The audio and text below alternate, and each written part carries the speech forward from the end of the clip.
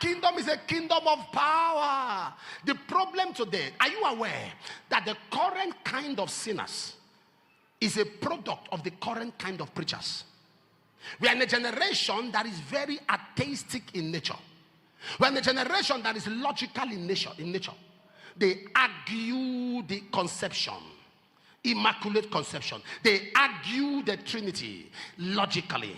They argue prayer logically. Why? Because this generation of preachers have become talkers, no power. Talk, no power. Eloquence, power of diction, oratory of public speaking.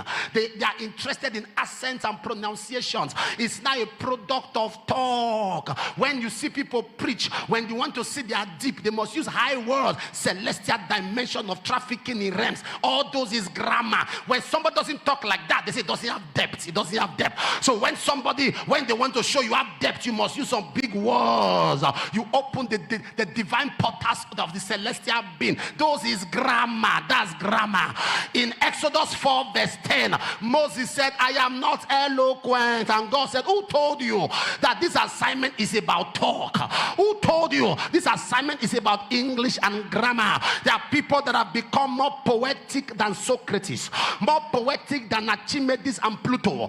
They understand English and grammatical conjunction more than Shakespeare. Sir, John 4:48 said, except they see signs and wonders, not talk.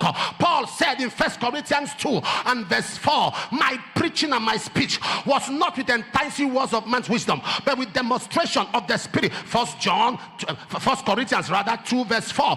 1 Corinthians 2 verse 4. He said was not with enticing words of man's wisdom, but with demonstration of the Spirit and power. Why? Verse 5. That your faith will not rest on the wisdom of man, but on the power of God. We are in the generation of power. In 1 Corinthians 4 verse 20, the kingdom of God is not in word, but in power.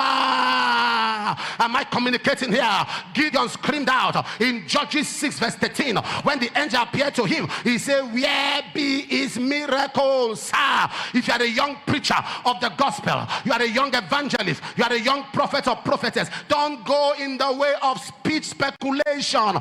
Don't go in the way of grammatical conjunction. Don't go in the way of rhymes and diction. Go in the way of power. Moses said, I am not eloquent in Exodus 4 verse 10, and in Exodus 4:17, God said to him, take this rod in your hand. With this rod do signs and wonders. We are in the generation of power, for the endless expectation of the Creator waited for the manifestation, not the speculation. Our kingdom is a kingdom of power. Young preacher of the gospel, young believer, this end time, go for power. Go for power. Let me tell somebody, it is in power, not in words. Take your seat. To the glory of God, when I got to Argentina, I said to them, what will, as many of you are pastors, what will I preach that you don't know? I said, I preached Genesis to Revelation. I said, so yeah, I didn't come to preach. I came for power. I didn't preach up to 10 minutes. How many of you watched that online? I didn't preach up to 10 minutes.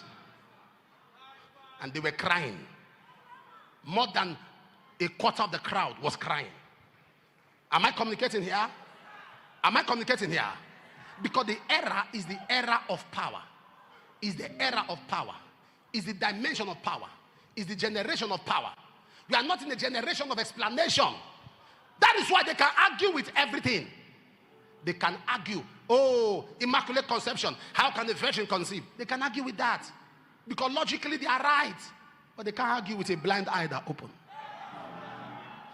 They can't argue with a lame walking. They can't argue with a deaf. Say, oh, I don't believe this. Say, no problem. Let the blind see the lame walk. And everyone is silent. Am I communicating right now?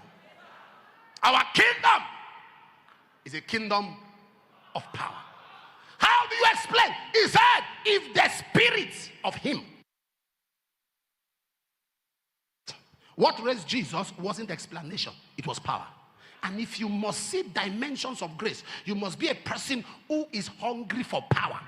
Resurrection. Are you aware that when they kept him in the grave, they sealed it with a stone?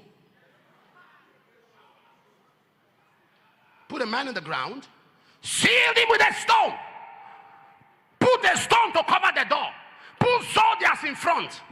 Makote kapata dasia. Now, for you to know, there was nothing wrong with the stone. It was a tomb nobody has used. To make sure it was solid. It came from a virgin womb. They put him in a virgin tomb. And when he rose up, he broke through a virgin sky. It